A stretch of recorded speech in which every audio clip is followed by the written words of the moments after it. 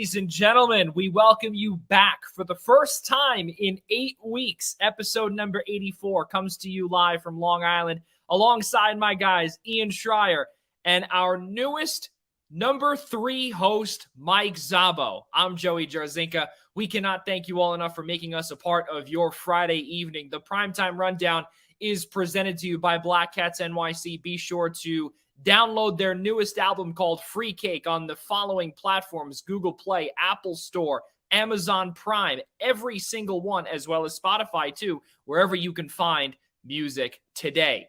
Ian Schraier, it's been a long time since we have gotten to see you. Episode number 83 was with our former host in Rob DeLuca. Yes, for all of those that do not know, Rob DeLuca has been kicked to the curb. He has been kicked to the curb. He is gone as a show host and will now be a recurring guest. So there we go, ladies and gentlemen. We have made another transaction on the Primetime Rundown. Goodbye, Rob DeLuca. And we can now have Mike Szabo enter as the number 3 here on the Primetime Rundown. But in that whole span, we did not see Ian back on episode number 83. The three of us weren't there, as DeLuca hosted with his guys from Marist College. And it's been, I think, maybe 9 weeks since you and I have seen each other, Ian, especially on this platform. It's been 9 weeks, way too long, Joey, that's for sure. And I got to give an immense amount of credit to Mike Szabo in that picture. Love the NYCFC jacket. So he's got props for life on that alone. But I'm going to have to step up my facial hair game now. Now with DeLuca out and Szabo gone, I'm so used to hey, on a Friday night, maybe I'll just let it grow out a little bit. It'll never grow to as good or as nice as Szabo's is on a daily basis. So I'm just going to have to come in clean shaven, just look the way DeLuca used to look, a little disheveled and always shaven. So.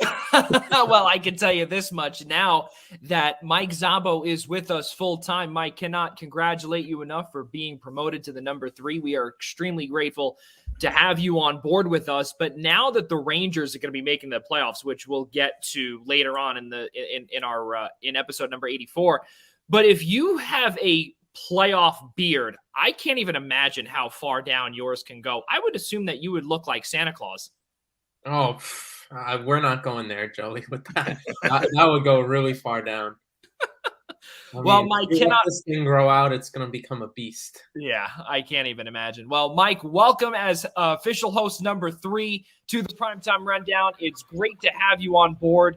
Not only as a recurring guest, but you have been elevated, just like, as Rob DeLuca did say this when we were making the graphics, like a soccer transaction. One goes up, another one goes down, and that's exactly what has happened. But for those that want to know where our good friend DeLuca is, he got a job up at CBS Sports doing a whole bunch of production things and, all those production stuff up in Stamford, Connecticut. So he was on the move there, and he's going to be working for CBS HQ. So we cannot say enough congratulations to him and wish him the best of luck in his new adventure up in the great state of Connecticut. But of course, we have a ton of business to get to here. Our show today, we've got a whole bunch of Major League Baseball. We can talk about the Mets and the Yankees all day long, of course. We speak about, of course, with Dave Roberts possibly doing what a lot of folks are calling a wrong move, taking out Clayton Kershaw after 80 pitches, and he was pitching a perfect game through 7 full innings just a couple of days ago. And then, of course, the NFL. There's a whole bunch of talk here with Baker Mayfield feeling disrespected, Derek Carr signing a lucrative deal to stay there. Of course, Dwayne Haskins, his life was ended way too soon. And then we also talk about the National Hockey League. That's how we're going to wrap this show up here on episode number 84. So, fellas, let's get to it. And, of course, here on this show, please, if you have not subscribed to our on-demand platform, Apple Podcasts, Spotify, YouTube, by searching the Eastern Observer, please do so whenever you get the chance to do so. Also, of course, iHeartRadio and Odyssey. That would be a big help to us, and also to make sure that we are a part of your lives moving forward, just by one notification away.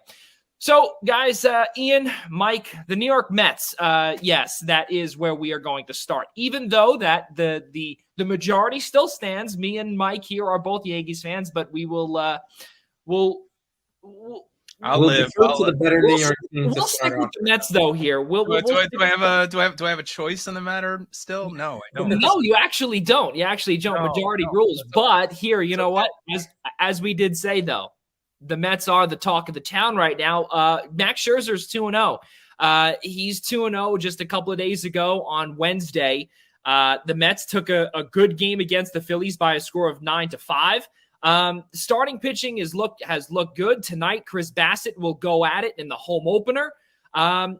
Things look decent, Ian, and all of this too, we can say, is without Jacob deGrom. Yeah, the starting pitching has. I think what we've gotten out of Max Scherzer has probably been, which is scary to say, Joey, has probably been the most underwhelming of what we've seen from the starting rotation so far.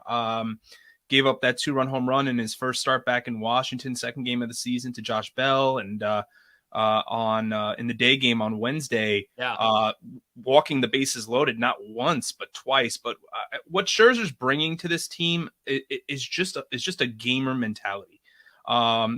His ability to not only escape a bases loaded, none out jam once, but twice against probably one of the more formidable lineups in the National League. When you have a lineup, at least when you speak about Wednesday, you're looking at from the top down, your top four: Schwarber, Realmuto, Harper, and Castellanos for the Phillies. But that's probably the most surprising is that Scherzer in his first two starts, he's 2-0, but probably hasn't had his best stuff yet. He's had a couple of innings where he's looked really, really good, but nonetheless, he's 2-0. But what's even more surprising is the fact that the Mets right now, through two times through the rotation, are number 2 in the majors in team ERA, and they're number 1 in the majors in WHIP, which is mind-boggling to me. When coming into the season, DeGrom is out. The earliest they're looking to get him back is June 1. So Tyler McGill, who had a very promising rookie season last year, showed a lot of promise. And then you're running guys back out there who have injury history, like a Taijuan Walker and a Cookie Carrasco. And Carrasco really had a very, very less than humbling start to his career with the Mets. I believe his ERA in the first inning last year was 13.5, and he gave up a home run in his first start.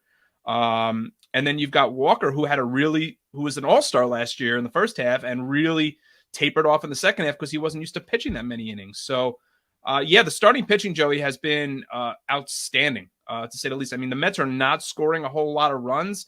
There's Pete Alonso has looked great so far. I mean, Lindor is at least early on this season after a good spring training is still trying to pull a lot, but he's coming through with a couple of clutch hits. But I don't know where this team would be without their starting pitching, Joey. This is a huge, huge surprise. And as a result, they're winners of their first 2 series. They're 5-2. Do you guys remember, and I know that because Mike was born in 2018, but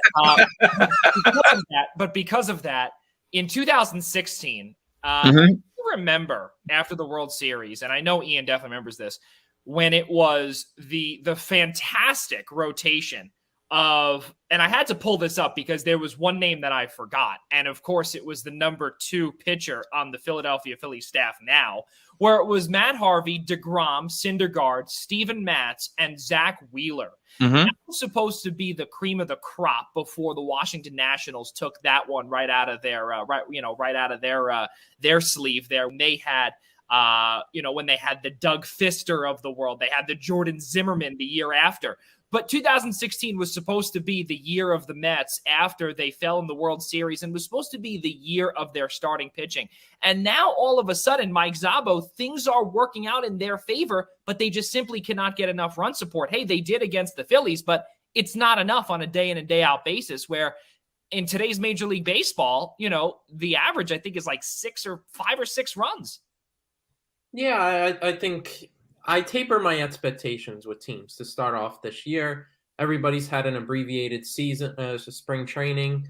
They're carrying a lot of guys. Each team is carrying like 28 players on the roster because of the shortened spring training. So I taper expectations to begin with.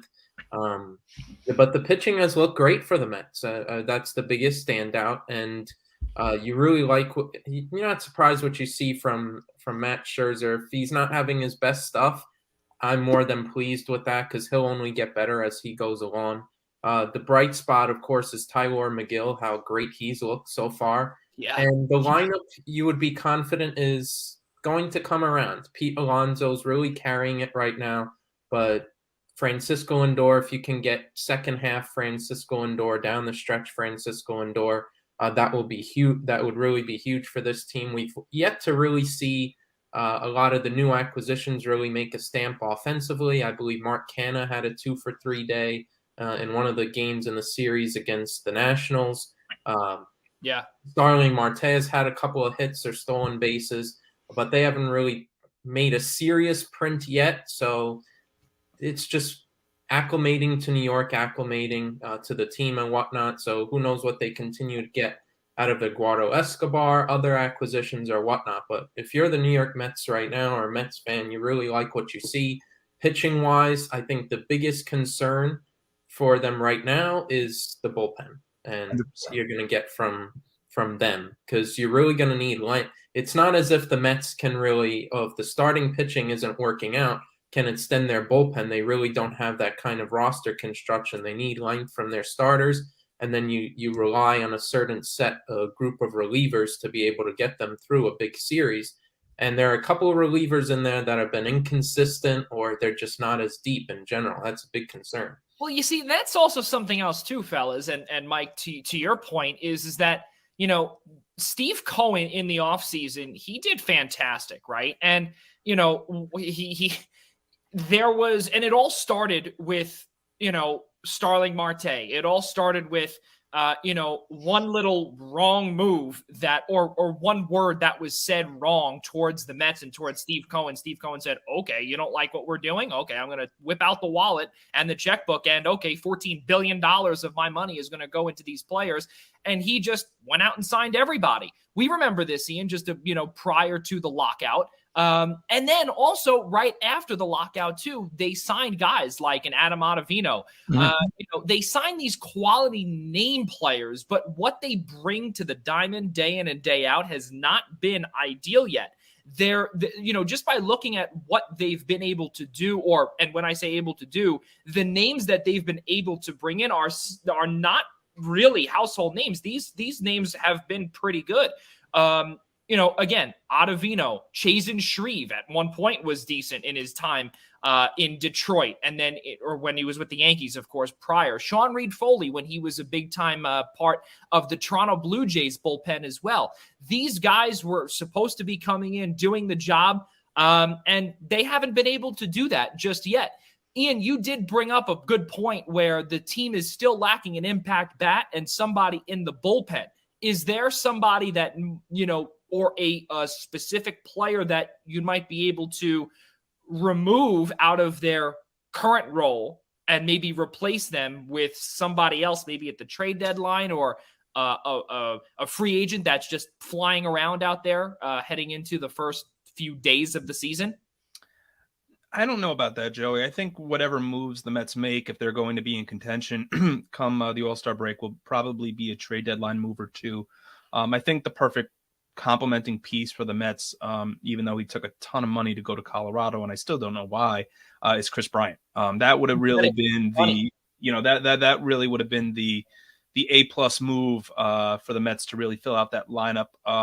But what Buck's been doing so far is just like Zavo had said with the abbreviated spring training, he's trying to still get guys ABs. I mean, I believe in all 7 games he has not run out the same lineup once. He's been rotating the DH constantly so far. Now that the NL has the universal DH, one day it's been JD, the next day it's been Pete, the day after that it's been Dom.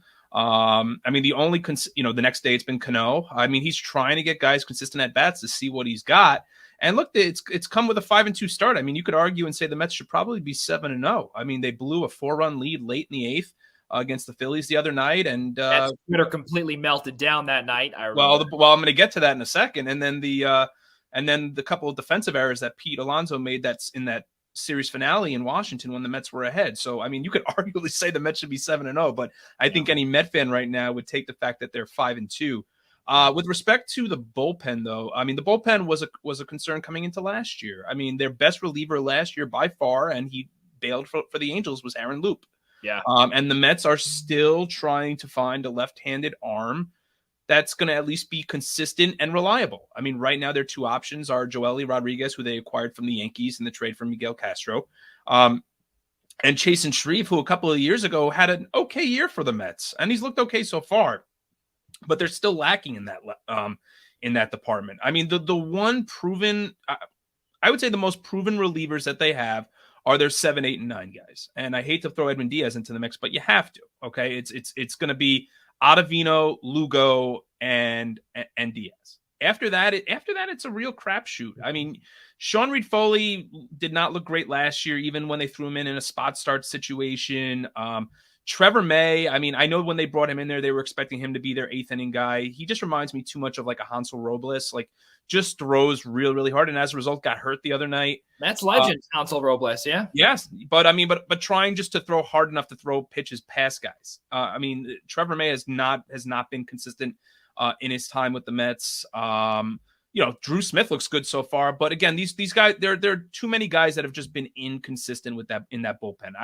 Somebody on Twitter the other day said it perfect and said Adam Ottavino is probably the X factor in that bullpen, and he probably couldn't be more right. And so far he's looked good, but that is the one part of this team coming into the year that needed to be addressed. They didn't go out and sign Andrew Chafin. They didn't retain Brad Hand. There were areas that needed addressing. They didn't address. So it's really going to be a matter of that bullpen hang on by a linchpin, right? It's still too early to say that, but like it's hanging on by a linchpin because it's going to have its moments where it's going to blow up, and it nearly blew up if not for the Mets getting the run support that they did in Philly the other day. See, I'll have to disagree there, and I'll have to tell you exactly what Mike did say also, and I believe you said it too, Ian, where you guys brought up about how the way that we're only 7 games in abbreviated spring training, there is a problem with a lot of fans out there saying that, well, these guys are professionals. These guys are getting paid tons of money. They should be working out in their off time. They should be doing this, doing that. But we also have to realize too, is that this is also a job for these folks, right? And they're going to come with their rust, right? They're going to come with their rust, and a lot of it because they were, some were instructed to, obviously work out, do whatever, but not go into full spring training mode because there's no CBA yet. But the way that what we're seeing right now is exactly what both of you said, is that Buck is trying to put pieces in and what might just work. I mean, hey, listen. Well, yes, I did say that. You want to talk about what's pretty much hanging by a thread? Robinson Cano's life is hanging by a thread. That's for sure in a Mets uniform. Oh boy. I mean, I think when we have to, from someone who watches just about every Met game, and listen, we could play the Yankee card to this too. I mean, look, the Yankee bullpen, and I know we're going to get into the Yankees in a few, and the bullpens look great so far. But and they're coming off the same amount of time off and the same amount of spring training games as the Mets are. I mean, this was an area that the two areas coming out of the lockout that needed to be addressed by the Mets were another impact bat. It's not as alarming, obviously, because Alonso's hitting. And they're getting contributions from up and down the lineup. Mark Canha's getting on base. They've got Starling Marte has looked really good so far. He's not hitting a lot of home runs, but I mean, at the top of the order, he's getting on base and stealing bases. That's what you want to see him do. And he's looking good in the outfield. But I'm not going to jump all over to say that Joely Rodriguez, Chasen Shreve are going to look like Liam Hendricks by the All-Star break. And I'm not just saying anybody would ask them to, but I don't know how serviceable some of these back line bullpen patchwork arms are going to be. And again, it's still too early. But I think based on what we saw from Sean Reed-Foley last year, if you're going to be trying to give him significant innings, what you're asking out of Chasen Shreve, if you're going to be giving him significant innings. So Buck has to decide how he wants to plug and play his guys. But at least in the interim, based on what Met fans have seen from the bullpen so far, there's definitely a little bit of concern. Offensively, I just say you also keep in mind now that you have the universal DH, you give more regular at bats to Don Smith, and that will also be huge for the offense as you go later on if he continues to perform and had a good spring training like he did. I think the problem is that I think you got to set, like you said, a good set 7, 8, 9. If you get Yankees 2019 version of Adam Ottavino, that's going to be huge for the Mets bullpen. Joely Rodriguez, that front end of the rotation, Joely Rodriguez is a guy he's a lefty specialist. He's an absolute liability when pitching to a right-handed bat. So that's going into the analytics. He'll only be for certain situations where you plug him in. So Chasen Shreve's going to have to play a big part, probably in that front end of the bullpen. That fifth, sixth inning guy. That's going to be his role. I think he'll probably get significant innings or it's going to be like a guy like Sean Reed-Fuller. They're going to have to get those sort of contributions. I think that's where the issue is, where the Mets are going to have that fifth, sixth inning guy, God forbid, whatever results they get from their starting pitcher on that given day is what's going to be an issue. Your 7, 8, 9 guys are set. You live and die with what results are going to come from there. That's set in stone. But if you're the Mets, if you can just patchwork, that front end of the bullpen, and you're in contention by the time the All-Star break comes around, you get 2 bullpen pitchers at the deadline. I don't have any names, but you find someone on a non-contending team relatively cheap. You trade a couple of minor league pieces, get 2 bullpen pitchers in, and they should be fine the rest of the way.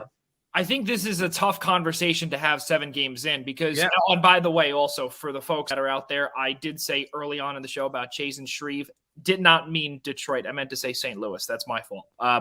But after his time with the Yankees, he was traded to St. Louis. But the bottom line here, though, is that again, 7 games in, a brand new manager in Buck Showalter, who is a veteran who has winning ties not only to the Bronx, but also brought a pretty bad Baltimore team to the ALDS. About I think 6-7 years ago. Which again, I mean, he's a winning manager. He's a very old school winning manager, but this is what we saw down in Washington, right? We do remember when Francisco Lindor was hit up by the jaw area. He came out fuming, right? Yep. This is a completely different Mets team from years past. This is not a team that is going to be walked all over anymore. This is a team that I think if we give it a few more weeks, I think we'll really find out what this identity is. And I think also we're going to be able to see more about this bullpen and see where you might be able to patch holes in things like that. And I guarantee you that Billy Epler, Sandy Alderson, Steve Cohen himself, I'm not going to say that he's the next George Steinbrenner, working with, his manager are going to start to, fire guys like how George did, but you never know what's going on behind closed doors. I see so much potential with this Mets team, and especially some resurgence with an Edwin Diaz, with an Adam Ottavino back to his Colorado days. Even I'm going to say that at age 36, he's back in his hometown. He was born here. So this, I believe, is a resurgence that Mets fans want to hear. And I think Adam Ottavino not only is the X factor, like Ian said, but I think he's going to be a massive part of this bullpen, this season. And like I said, I just have a lot of faith in what Cohen does because it screams Steinbrenner. It's going to take time, but the culture needs to adjust, and they need to get out of the Will Pannonian era. And right. Also, and in addition to, DeGrom needs to come back. That's a big thing. Keep in mind also, not saying that there's going to be a distraction with the whole opt-out stuff. I think that's behind everybody, but New York media tends to, always pop that back up. And I guarantee you that'll be asked when if he does return later on in the season.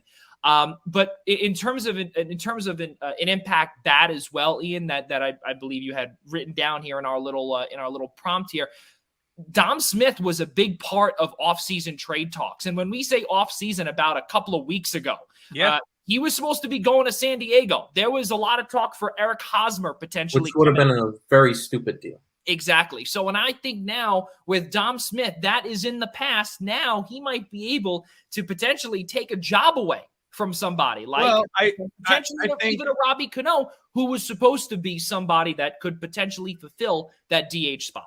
Well, I think the area that Dom Smith needs to go if he's going to become a consistent starter in the lineup isn't the DH. I think that Dom Smith should actually become the everyday first baseman, and Pete Alonso should become the everyday DH, because Dom Smith is a natural first baseman. He's a much better defensive first baseman. When the Mets drafted him and he was labeled as what a high prospect, he was praised for his glove and his ability defensively at first base. He wasn't as well known for his bat. The post-Buda era. Yeah. Yeah, so it's I think if anything makes sense, it would be to do that. But again, how much stake are we putting into spring training? I mean, Dom Smith, like Francisco Lindor, was one of the better Mets hitters in the abbreviated spring training down in Florida. Again, how many at-bats are these guys going to see before they get going is really the question, because Dom had a very underwhelming year last year. He's really actually 3 years removed now from the best season he had, including the walk-off home run that he hit against the Braves in the last game of the season in 2019, that everybody was like, this is going to be the Dom that we've been waiting for and expecting. He really didn't look good in 2020, and then they shoved him in left field, and he couldn't play the outfield. Then last year, his defense got better in the outfield, but his bat took, it was very inconsistent. It didn't come around much. So this year's a big year for Dom, but I'd love to see him get the at-bats. But they have a lot. The one thing the Mets do have, to their credit and to the credit of Billy Epler and the Mets organization, is they do have depth with regards to guys that they can constantly put in the DH spot to try to get bats going. Yeah, they look good. They, again, they do look good, but they just need that run support. And hopefully when DeGrom comes back, he's able to get some of that run support that, well, historically that hasn't worked out for DeGrom. Exactly. Well, I mean, hey, listen, that like I said, that 9-6 win with Scherzer back there, at least they gave him 9 wins, but he needed to do his part. He did, but with a little bit of a cost. Mike, final thought. My only thing is, like, when we bring up DeGrom, like, the DeGrom factor of him being injured or not should not be a determining factor of whether this team is good or higher in the standings. Great point. This whole thing that, I get it, he's an ace. Like, not anymore. Not anymore. Used to be that. Not anymore, though. Well, I get when he's pitching and he's on a consistent stretch. I mean, he's the best pitcher in baseball. The problem is he's been injured the last couple of years, and he's had long stretches where he's not there. It leaves a huge gap and a huge gaping hole in the starting staff for the Mets. But now going forward, you have a new manager who's a little more, I don't want to say knows what he's doing, but he's been around the block. He knows how to plug and play guys. And you're going to hurt a little bit, but it shouldn't be the sole factor of Jacob deGrom being out for 2 months that your team takes a nosedive, that the difference is 10, 15 wins or whatnot.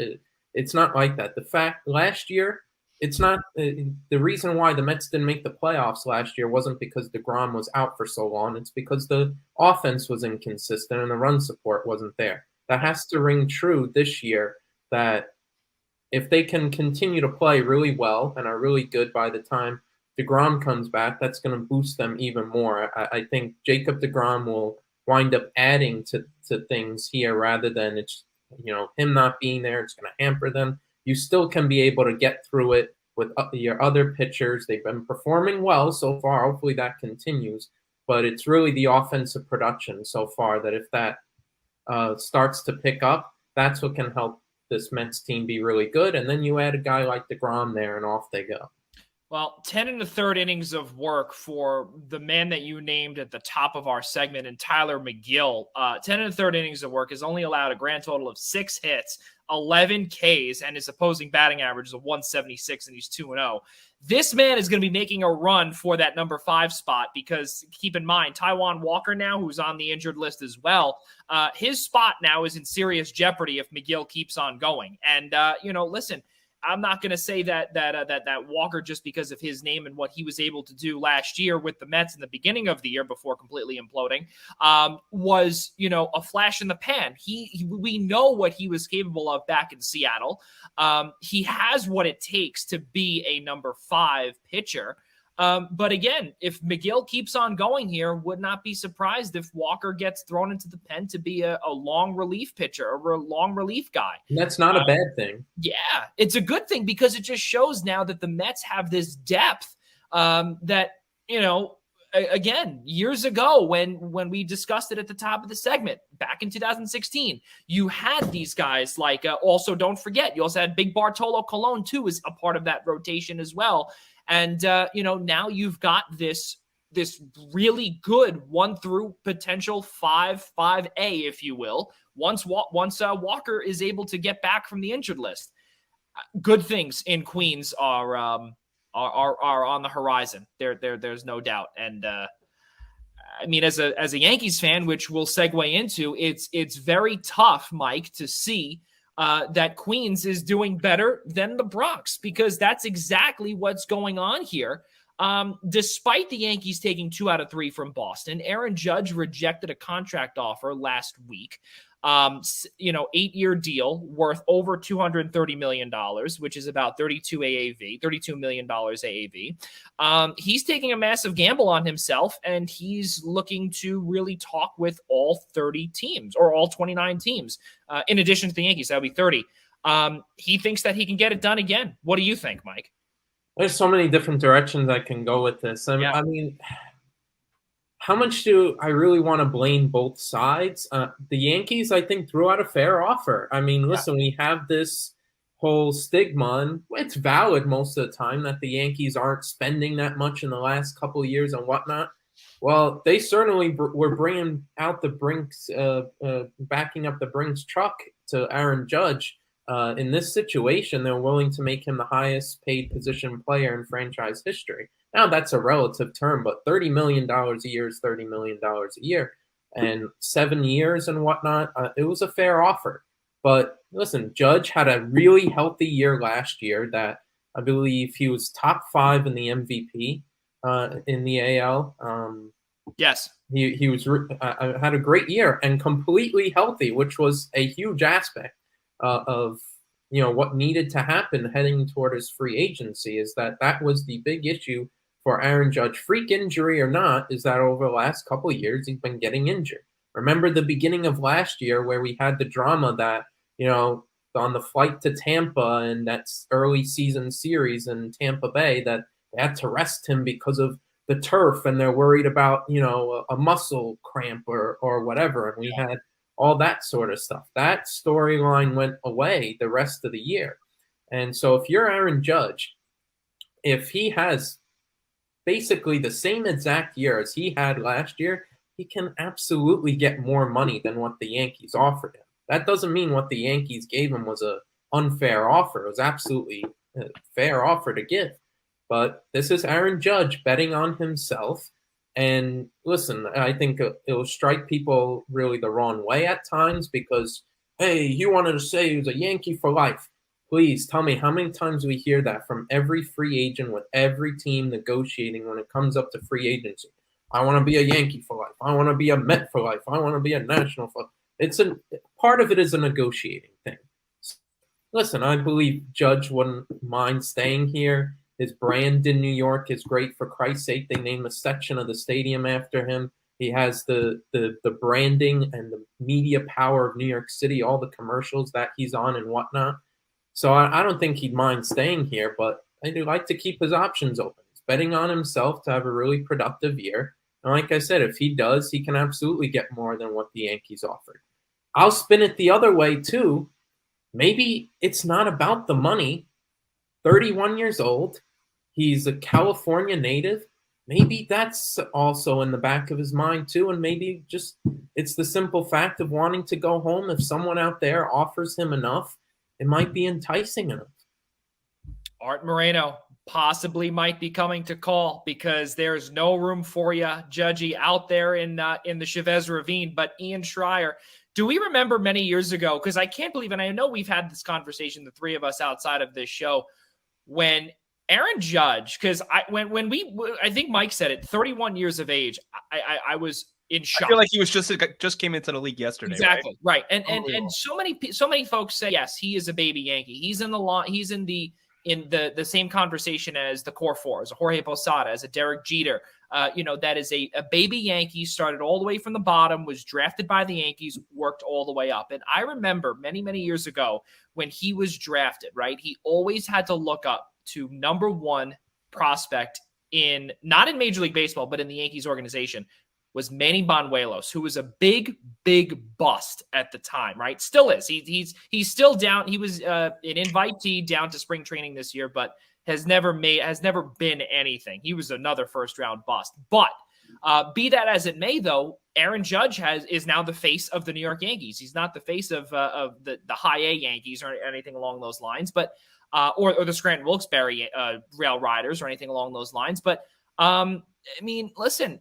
Aaron Judge, is there a part that we're seeing here, maybe a distraction throughout the clubhouse, maybe along the lines where the face of the franchise could potentially be off west? I mean, was there that much of a relationship between him and Gary Sanchez or Gio Urshela when that trade occurred to make Aaron Judge want to leave New York? I don't think so. I kind of agree with Mike's point here. I thought that the fact that he's from California offers a really interesting angle to this whole storyline of what's going on with Judge. I mean, he was being offered over $30 million a year to play for the Yankees for the rest of his career and turned it down. I mean, this is not like a not to make a meta analogy here, but this is not like Michael Conforto that we're talking about here, who is still available and probably won't be signed by anybody for the amount that he and Scott Boras are asking for. He's eventually, a restricted free agent. Unrestricted. Okay. Unrestricted. The Yeah. man is asking for serious dough. But back on point with Judge, I don't know how it makes sense if he doesn't take it. I mean, maybe it's a moot point, Joey, and come in October or say even December if he waits till the winter meetings to sign that he's coming back to the Yankees, even potentially for less than probably what maybe even the Yankees were offering him initially. But yeah, I think Szabo's point about the West Coast is very, very interesting.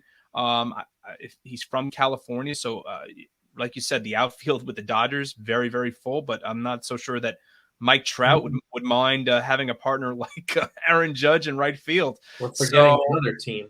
Yeah. So I don't really have too much else to add on that point with regards to Judge because I don't know why he turned down. It has to be something with regards to locale or in this case SoCal. But for Judge, I like what you did there. Nice. Yeah, you like that, right? Nice. I think for Judge, this is probably going to be more a situation that'll probably resolve itself in the offseason than where it is right now. Because maybe he feels like he wants to play on that 1-year deal, even though he does have a history of injury, albeit it's not a long one, but maybe he feels he's worth more than that. But at this point, I mean, how much more are you asking for? Do you want to be the highest paid player in the game? Because I'm not so sure do you want Trout money? Well, then I guess he wants to play like he's going to earn Trout money. So this is going to be obviously playing into a contract year with no extension yet. This is going to be Judge's biggest year yet. He's gambling literally on himself. And going back to Mike's point about, the judges' chambers being in right field. Do we remember many, many years ago? And again, this was way before Mike's time, before he was even a thought. Like what was it, 2012 or 2013? You weren't alive yet, Mike. Yeah. Mike might have been having a bottle during the not even. Mike was a little centipede. He was a little centipede. Justin Upton in Arizona, right field. Remember Uptown out in right? They had Upton written down there, and then the W was just thrown in there. This is what I consider pretty much the Justin Upton type thing, without the exception, of course, of Arizona, because Arizona is not obviously a big money maker or a big market team. But this was when the Diamondbacks were, kind of competing ish. But and this was when Upton was the face of the franchise. He was traded over to San Diego, and that was when Arizona started to pretty much trade down, or they stripped down, not trade down, stripped down their entire organization. But this is obviously something that the Yankees would be potentially diving into, is uncharted waters, where they would allow, I don't want to say allow, but a face of the franchise leaving. This is not something that, even going back to my time as a centipede, has not happened.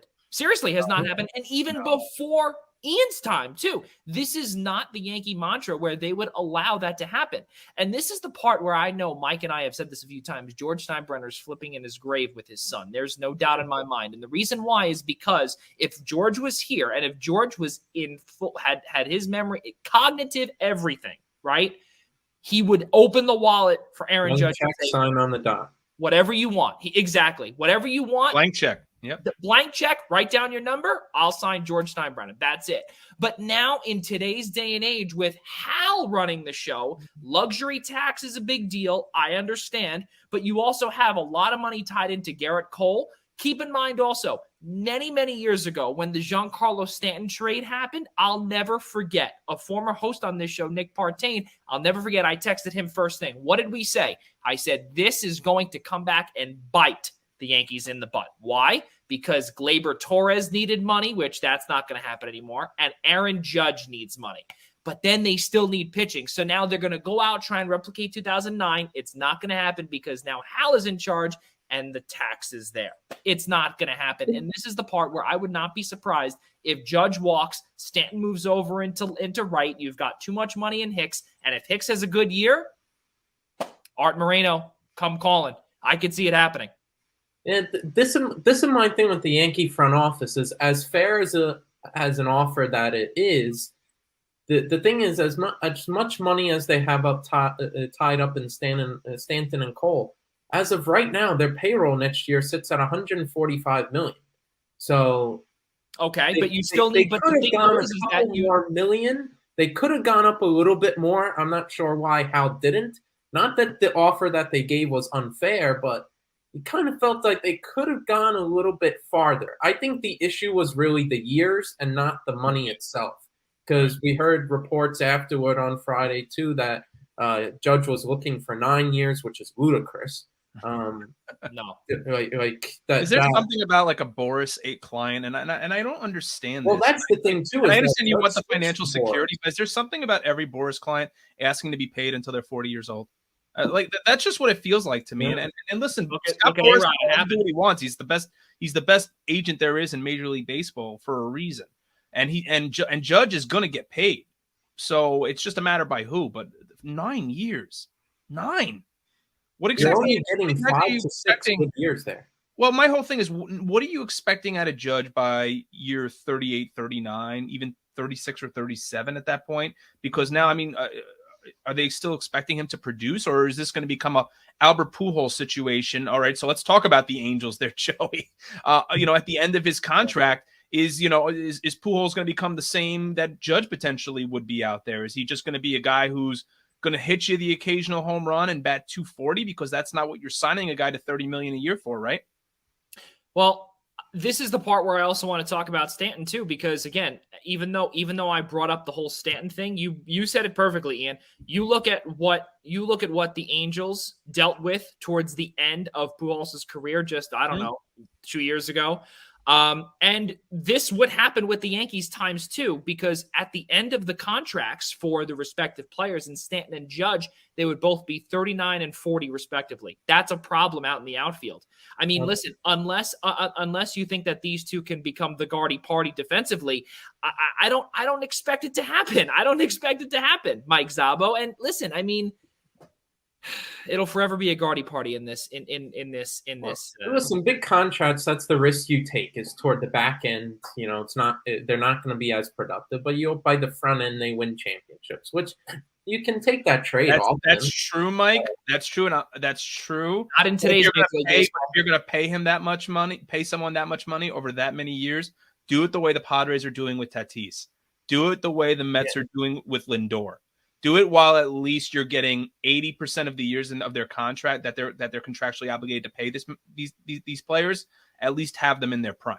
Well, this is the problem with Judge, is that it almost feels like he got punished for going to college too, and that now he's 31 years old heading into his prime, rather than Tatis, who's 22 years old and got a big extension pre-arbitration. Fair. I mean, Pete Alonso's still in the middle of his prime. I think by the time he'll approach free agency, he'll be 28 years old, around there. So you're correct. Yes, it's a totally different situation. It's a little bit different there in that Judge's age. It's and when he came into the league is hurting him here also. Well, they could have also, but could they have not, and quote me if I'm wrong here, Joey or Mike, could they have not paid Judge sooner? I mean, instead of waiting till age 31, 32?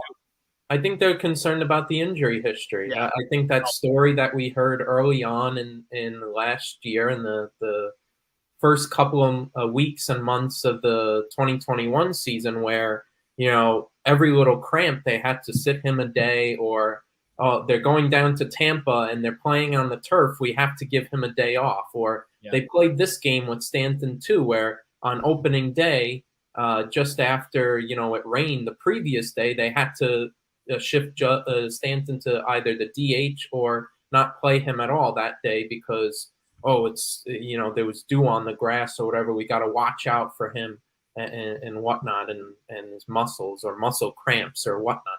So I think they're worried about that.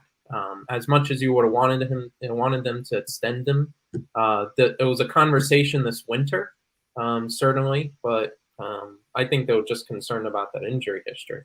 You know, do you guys remember from last year when DJ LeMahieu took less years, less money to sign with the Yankees, when the Toronto Blue Jays had a massive deal for him on the table? I believe it was like 8 years, something along those lines.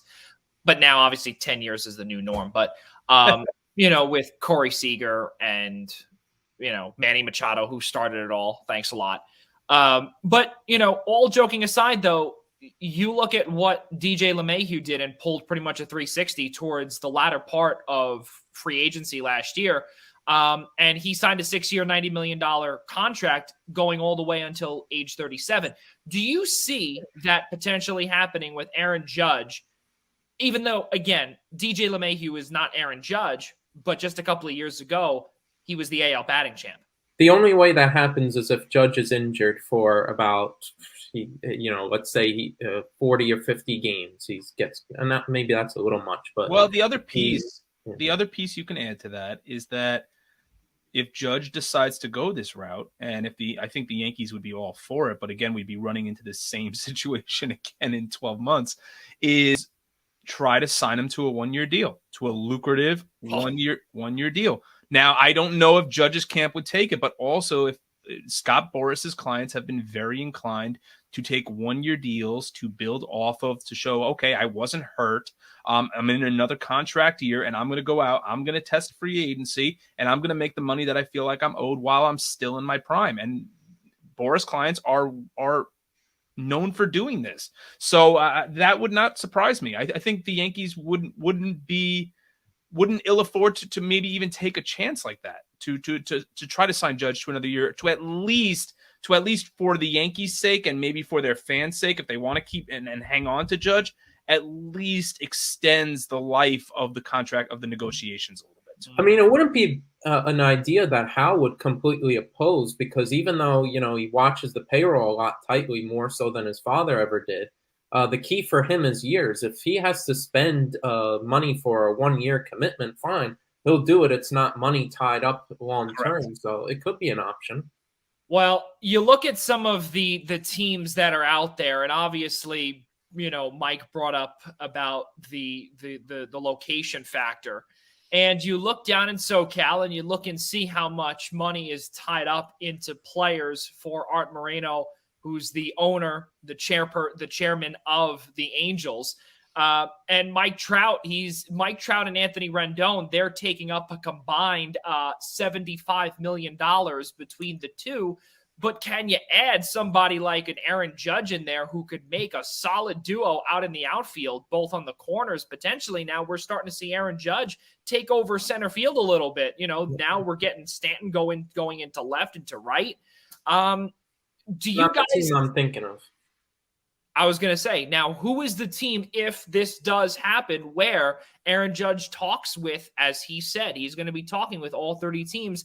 Is there a team, fellas, that you guys might think could stand out that's not named the New York Yankees? Mike Szabo, you first. Keep in mind, he's from the Bay Area, so my bet would be the San Francisco Giants. Ooh, that is a good sleeper. I didn't even think of them. Mm-hmm. Ian Schraier. That was a good one. You know what? I'll say I'll stay on the West Coast here, and I'm gonna take another team that might rise out of the American League West. How about the Seattle Mariners as a possibility? Talk about a team that's really started to spend a little bit. Is definitely trying to compete within the next couple of years. I don't know if it'll be this year for them, but they did. But they went out there, tried to sign Chris Bryant. They went out there and tried to sign a few big names. That's an interesting team to watch out for. And then, I'm definitely not gonna mention the Mets, but I think a team in the AL East that would be interesting might be the Toronto Blue Jays. That would be, if he wants to stay, if he has no issues with staying on the East Coast. That's a team who clearly, with regards to ownership in Toronto, has had no problems the last few years, fully surpassing that luxury tax, because that's really what it's going to come down to. I don't think Aaron Judge, but then again, I mean, you look at like a Carlos Correa who signed in Minnesota. I don't know if most of these, and Chris Bryant signing in Colorado, so clearly we're now setting a precedent of guys signing with teams that probably aren't going to win too much this year, but and signing more for money than they are for titles. But I think for Aaron Judge, a guy who does not have a title yet, I think maybe he'd be more inclined to sign with a team that's closer to contending. I think also I like Mike's choice there with San Francisco. Yeah, I do too. Because we remember a few years ago when they won the World Series 2014. Again, Mike was not a centipede. He was actually a cantaloupe at that time. But, all joking aside there, you look at I mean, I can't even think of, aside from Hunter Pence as the last big name in the outfield. Obviously the infield, the infield, but listen, the infield for, and obviously Buster Posey, but the infield as a whole for the San Francisco Giants has been, I would say, generally, I'm going to put them to a high standard, generationally good. Seriously, you look at a Brandon Belt, a Joe Panic at the time, Brandon Crawford. You also look at Pablo Sandoval. At the time, World Series 2014, that was one of the best infields in the entire league. And then you had Buster Posey behind the plate, the best catcher for how many years? Yeah, because Joe Mauer was hurt at the time. But again, we move forward there. Another team that Ian brought up too was the Toronto Blue Jays. The problem is that they did just trade away. They did trade away Randall Grichuk, and the reason why they did was because they were able to extend Teoscar Hernandez to take over in right field, Lourdes Gurriel out in left. So now that you've got these extensions that Ben Shapiro, the CEO of the Blue Jays, were now just throwing out because Rogers Communications, who owns the Blue Jays, decided to, okay, we're not going to be the Wilpons of the American League anymore. We're going to start spending because we got money. We've got a ridiculous amount of money. For those that don't know, Rogers is the equivalent of Verizon up north. So they're the ones that own the Blue Jays. They've got a ton of money to spend, and they've decided to do that. I can't see that happening. I can see a San Francisco team definitely now being the cornerstone. Listen, Mike Yastrzemski, Aaron Judge, it's a good deal. And the thing about San Francisco is missing the franchise power bat. I mean, they had it for years with Pablo Sandoval, and they had it for years with Buster Posey, and I mean, obviously they still have an aging Brandon Belt in that lineup, and Brandon Crawford was an all-star last year, who's batting, I believe, fourth or fifth. I think fifth now for San Francisco Giants. But they're missing that piece in that 3-4 spot. That would be perfect. I mean, it would be a perfect landing spot for Aaron Judge. It would send him home, and it would just make the San Francisco Giants that much more of a formidable power. Just because I don't know how much that lineup really scares me right now. Obviously, Mike Yastrzemski, Darren Ruff, Brandon Crawford, former New York Mets legend Wilmer Flores. I think they need that impact bat, and I think to complement all the starting pitching that they have there. So I think that would be a great signing for San Francisco, and a great idea by Mike. Well, back in 2012, this is our last point before we head into the next topic. Back in 2012, when they won the World Series, also keep in mind the Giants had an outfield of these names. This is fantastic. Gregor Blanco, Yankees legend back in 2008, Xavier Nady, Hunter Pence, Nate Scheerholtz, Chicago Cubs legend. Keep that in mind. Wow. Justin Christian, and of course, another New York Mets legend, Angel Pagan, was also there too.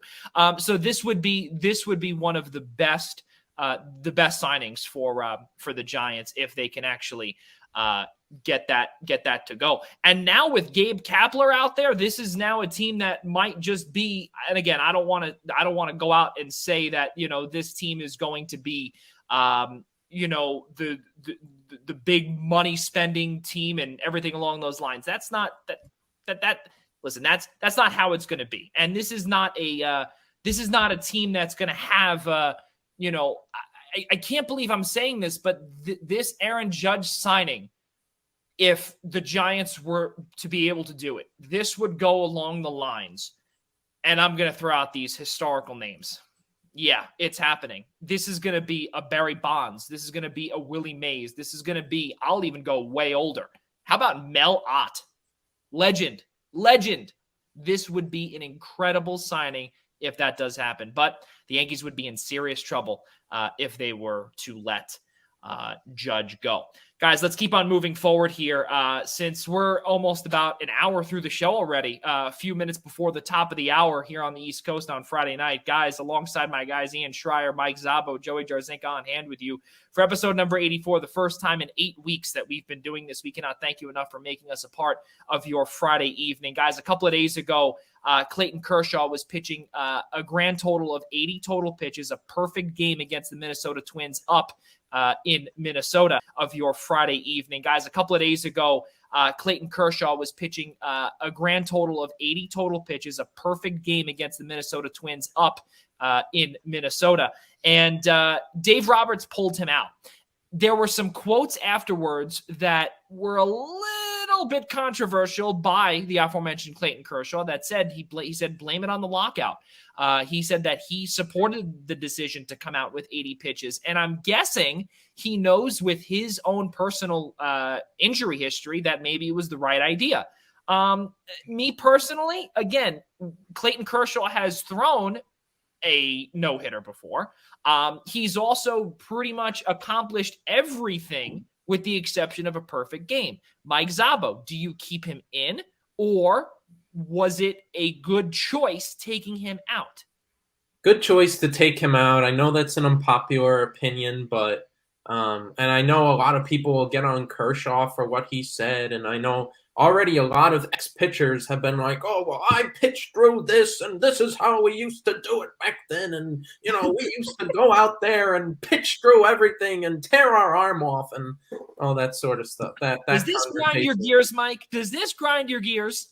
A little bit. I mean, I get the argument that that people make. I mean, there have been over 200,000 Jeff Passan put out this stat. There have been over 200,000 games in the history of MLB, and there's only been 23 perfect games. So I get it. You're chasing history. It's really the last accomplishment for Clayton Kershaw and what's a surefire Hall of Fame career.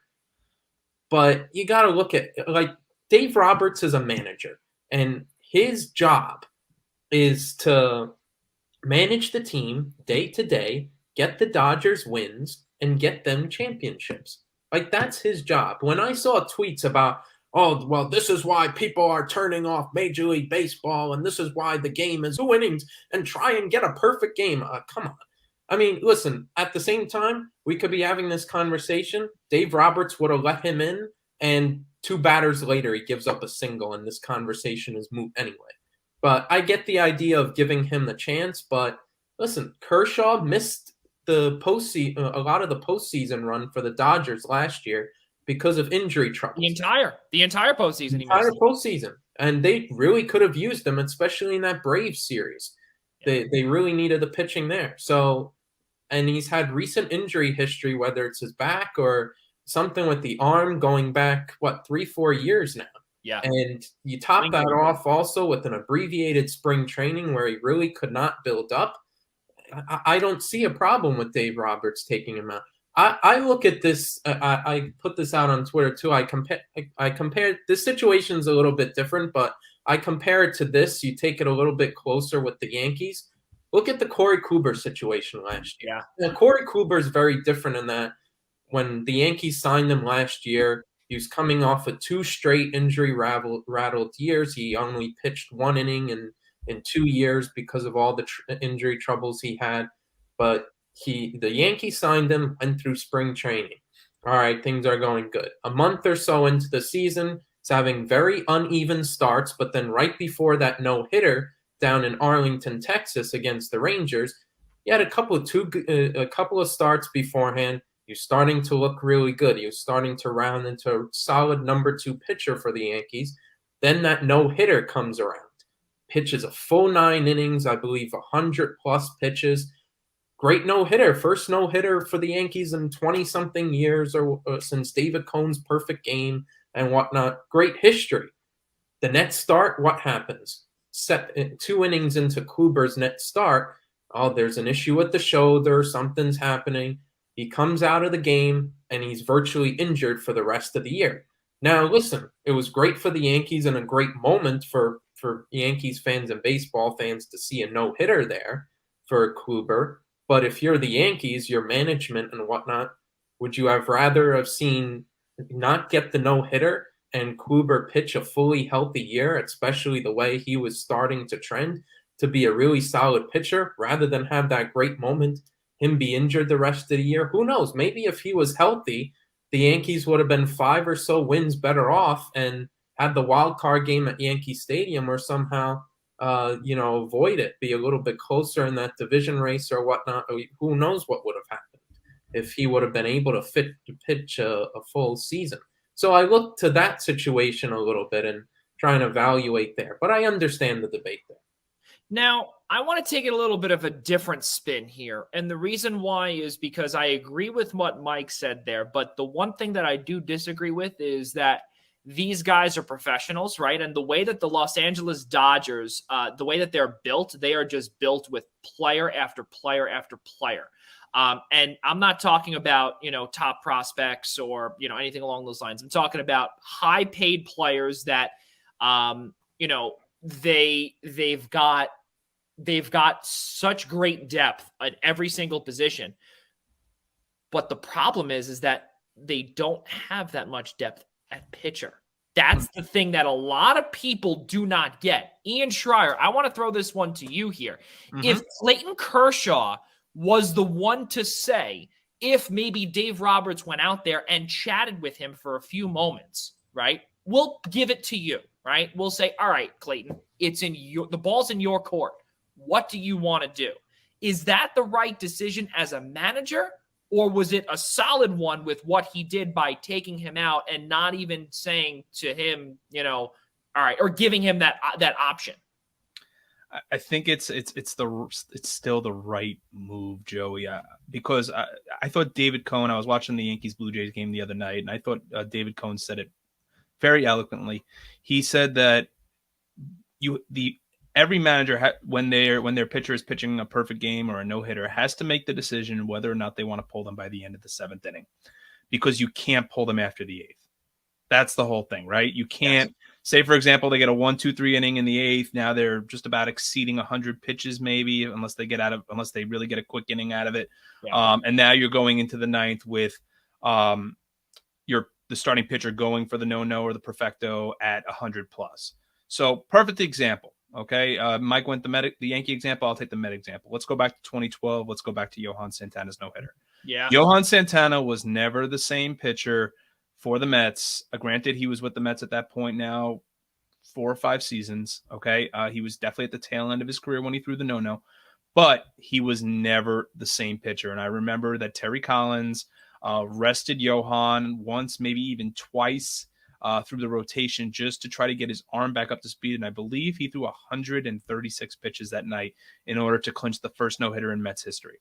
Is it an amazing feat in Mets history? Will it ever be forgotten? No, it'll never be forgotten. But the one thing that will always kind of never tarnish it, but always the little piece to it, is the fact that Johan Santana's career probably ended after that night. Yes. And that is why Clayton Kershaw, let's remember the injury history, okay? I see it from both sides. I've been looking at it from both sides. I've been hearing it from both sides. You know, you have the fan side who says he's a professional pitcher. He's got to be out there pitching. They are out there to make money for the fans, and they are out there to perform for the fans. We don't care whether or not he throws his arm out. Well, guess what? The Los Angeles Dodgers pay him a whole lot of money, especially after they lost Max Scherzer and Zach Greinke, okay, to keep that man healthy. For a man who's had serious injuries the last couple of years. So, yeah, I'm right here with Mike with regards to Dave Roberts. No, I think he, just like David Cohn said on the Yankee broadcast the other night, that he has to make that decision by the 7th inning, because if he waits till the 8th, you're going to forever be tarnished for not letting your pitcher go out there for the 9th. So he made at 110% the right move to preserve his starter. I understand that the Twins did eventually break up the perfecto against the LA bullpen. But in the end, it's about getting a win. And as much as we want to see history, the Dodgers made the right move. Yeah. And, again, now I'll look to the opposite, to the flip side of it, where, Dave Roberts could have said, all right, this is a professional pitcher. This is a player whose number is going to be retired, obviously, with the Los Angeles Dodgers, who will be enshrined most likely first ballot into Cooperstown. There's no ifs, ands, or buts there. But what the way I looked at it at first is that I would give him, I don't care about analytics. I don't care about the way his arm feels. I would say, Clayton, what do you want to do? This is the way I would say it. And I disagree with you, Joey. I think that if you look at it, I would get, for what he has done for that organization, despite his injury history, despite anything along those lines, I would give him give him the benefit of the doubt and say, all right, you know what? We're going to leave it up to you. But again, I look at the other side and I say to myself, well, they have no depth whatsoever, because exactly what you said. They lost Scherzer, they lost Greinke, and you can't really rely on Andrew Heaney to be anything more than a number 10. Like Savo's, that's the only. That's a little bit. Exactly right. So that's the only difference that I'll take with you guys there. That's the only flip side of it that I'll take is that did and we don't know. We have no idea. But the one disagreement that I have here that I cannot stand is the fact that Clayton Kershaw threw it right back into Major League Baseball's face. Blame it on the lockout. I'm sorry, man. That I don't like. I completely disagree. I don't disagree with you there, but I do disagree on talking to his manager and giving him the opportunity. It's one thing if he was in his last season pitching for the Dodgers, and he might be. But remember, the organization has the leverage here and can literally pull him out of the game whenever they want. And right now, the Dodgers do not have a whole lot of starting pitching depth, as we've alluded to a few times here. So this is, without question, they have to protect their ace at all costs. Yeah. And I don't think in his second start of the year, in a frigid cold target field, that they're taking any more chances than they have. Yeah. Well, listen, it was a heated debate. There's no doubt, with a lot of fans, Major League Baseball fans, even Dodgers fans as well. And a lot of the country really enjoyed this Twitter war. And then once Clayton Kershaw barked back at Major League Baseball saying, blame it on the lockout, blame it on the fact that he didn't throw a baseball for 3 months. He personally agreed with the decision as well. And a lot of fans did not like that at all either. So they have been on his back. And again, it's weird that he says to blame it on the lockout too, because of his injury that he had in the postseason run last year, he couldn't pick up a baseball until the doctors literally told him he couldn't even work out and do any baseball activities until at least January. So it's like the lockout didn't really cost you so much. It was your injury too, buddy. No, well, and that's the part where I completely disagree with what Clayton Kershaw did. He basically he threw lighter fluid on top of an already flaming fire. That's the problem with what he did there, and he wanted to start off a little bit more. Listen, it was unnecessary with that. I like I said, I see both sides of it, but there's not many players in all of professional sports, whether it be here domestically or internationally, that I would say to a player, what do you want to do? And Clayton Kershaw is one of those players who is a generational beast and is one of the best pitchers in our generation, that he should get the he should get the what's the word I'm looking for here? You're saying he should get carte blanche to make any decision he feels necessary for his career with everything he's given back to the Dodgers. I understand it, but at the same time, the Dodgers are trying to win a world championship. Guys, let's keep on moving forward here. Another team that at one point was trying to win the World Series just a couple of years ago by signing a zillion different guys was the Cincinnati Reds. Oh, wait, and then Nick Castellanos hits a fly ball into left field, and it's 4-0. But, that lasted a grand total of about 7 seconds, just as long as Tom Brenneman's speech did. Listen, all of a sudden now you're seeing some issues in the Cincinnati Reds organization where they're turning into the post-2014 Reds when they were really good, or 2014-15-ish with Todd Frazier. You're thinking more like 2012, 2013. 2012, yeah, right, exactly. Whenever Bruce and whenever the All-Star game was out there. Great ballpark, by the way, but not a great team. Reds president Phil Castellini apologized after voicing a response to Reds fans, which was, quote, "Be careful what you ask for," after a tough start to the season. Well, the problem here, fellas, is that, again, be careful with what you ask for. As a baseball fan, you look at the Cincinnati Reds, and yes, they have a storied history, no doubt. They're one of the oldest baseball teams ever. Listen, they've got a phenomenal history. The names, the history is through the roof. But again, this is a team that's 2-4. They have the Dodgers to start their road trip. They're actually out in the ravine now. Be careful with what you ask for. Again, you traded away you almost had a fire sale. Without actually saying you had a fire sale. Iglesias is gone. Raisel Iglesias is gone. Sonny Gray was traded. Castellanos booked. And you don't have many players. You traded away Eugenio Suarez, Jesse Winker. You traded away Tucker Barnhart, who was one of your best catchers in a long time. Defensive catchers, not offensively, but and then you leave Joey Votto with pretty much nothing. So what is it with this Cincinnati Reds team? Was it a solid thing? Was it just pure frustration? How did these Reds fans feel after so many years of mediocrity, Ian Schraier?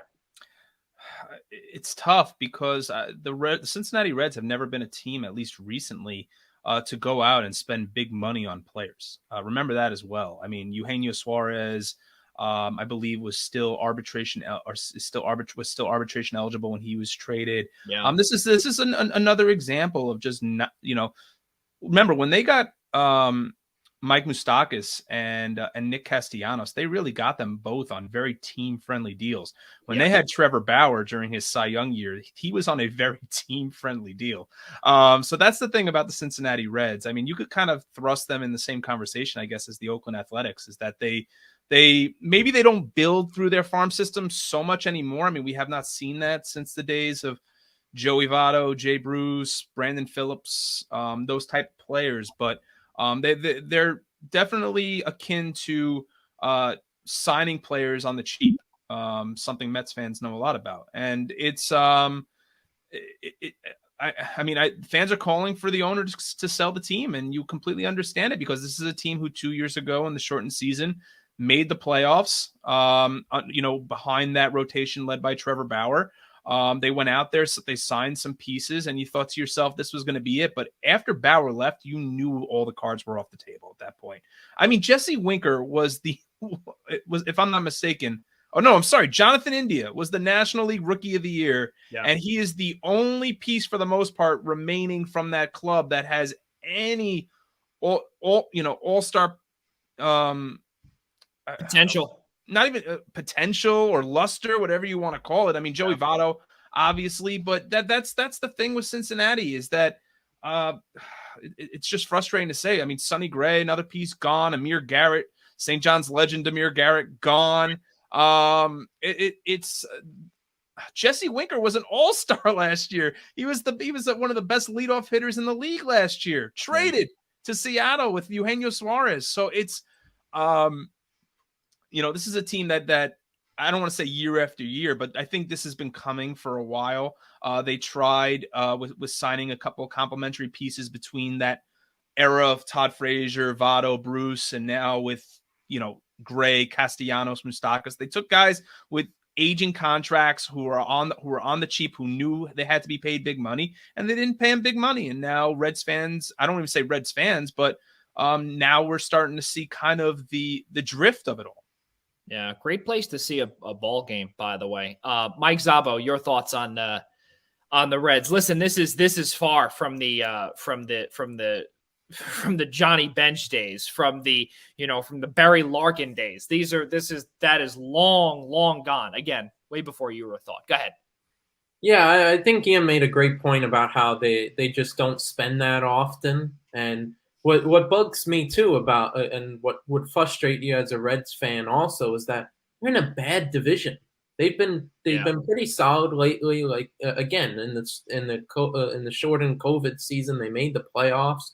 And they've had pieces that it's like, all right, we're starting to build something here. And you're also in a really bad division in the NL Central where really nobody stands out. The Brewers just have some good pitching, but their offense, that lineup doesn't scare you, especially the way how Christian Yelich has slumped the past year and a half or so. The Cubs were in full fire sale mode, and other than Kyle Hendricks, what do they have? The Pirates need I say more? The Pittsburgh Pirates are the Pittsburgh Pirates. I mean, it's a wide open division, and they did all that. They just tear it down again when it seemed like they were building something. It's very frustrating as a Red fan. And listen, the comments that the owner made, basically threatening to even relocate the team. Of course, that's never going to be well received. Owner-fan dynamic and. Major League Baseball would not allow it because this is a team, the Reds, pretty much the inception of the National League. They were one of the charter members. This is a team that has so much history going back to 75 or something like that, where they were, or 1880.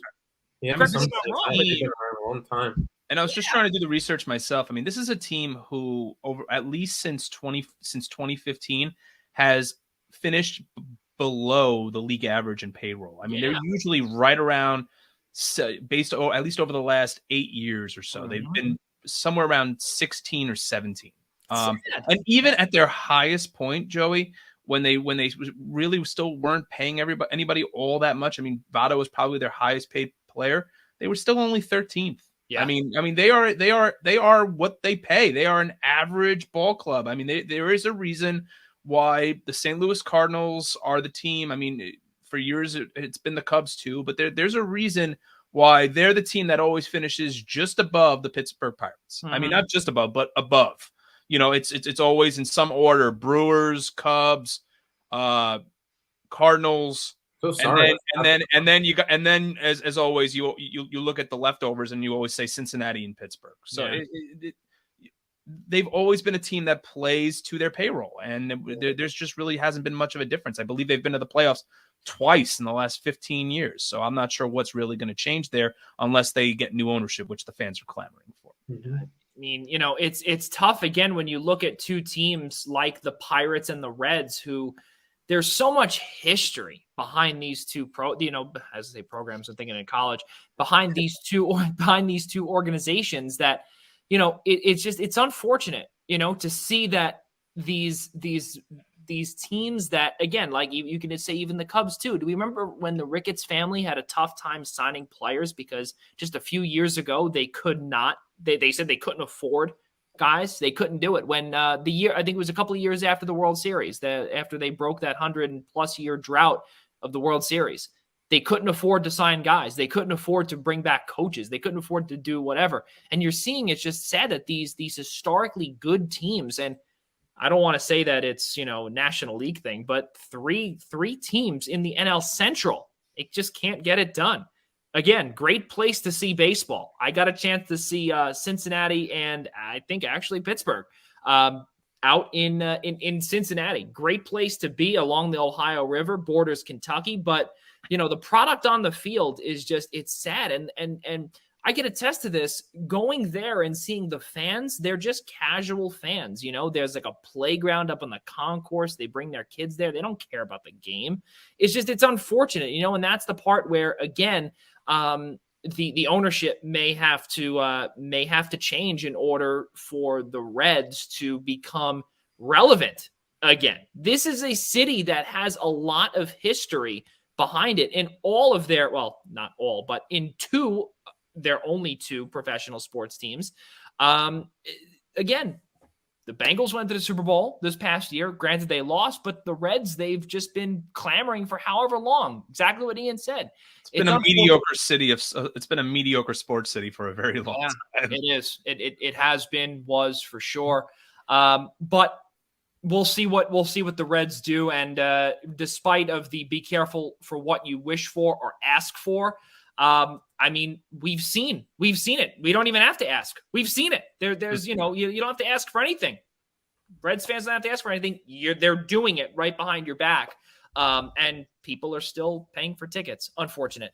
Guys, let's keep on moving forward here. And let's look now at what we're seeing in the world of hockey. And I think, again, just by looking at what a man by the name, I think I forget his name. He's got a good number. I think it's number 20, Broadway.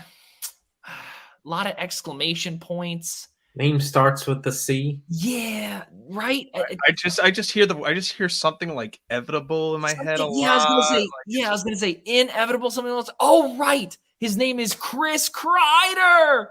Chris Kreider becomes the 4th Ranger all time to score 50 goals in the regular season.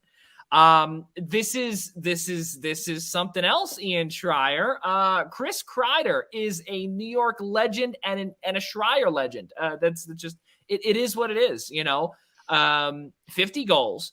And the Rangers have surpassed the 100-point mark. They're going to the playoffs for the first time since the bubble 2020, which is the qualifying, but a couple of years prior to that, if you really want to take away the asterisk here. They're chasing the Carolina Hurricanes. They look pretty good. Alexander Georgiev looks really good, 6-0 in his last 6 starts.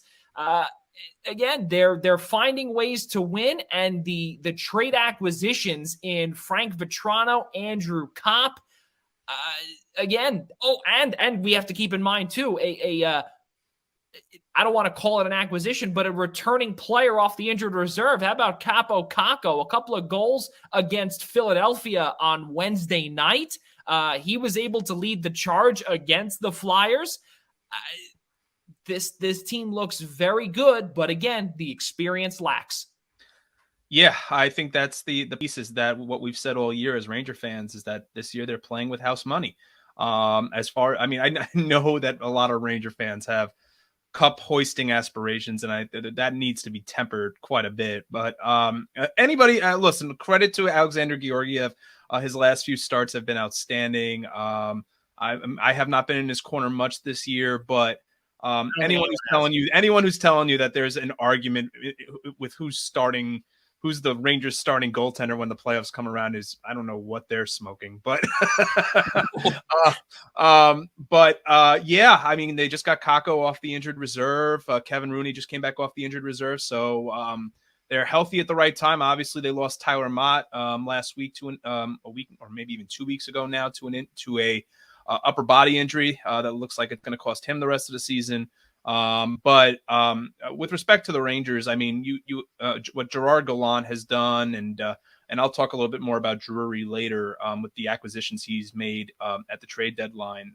This has been everything's kind of fallen the Rangers' way, and the fact that they're over 100 points and I believe 30 games over 500 is unbelievable. The fact that we're talking about this team contending for a division title.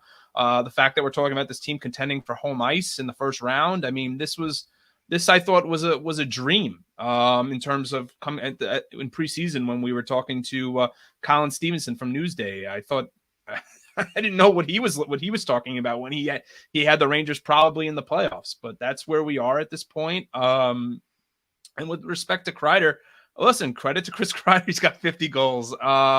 Listen, much to my chagrin, but I thought Steve Valiquette He said loves it. Ian Yes, loves it. everybody You wants willed him to it. He heard you in the distance. I know.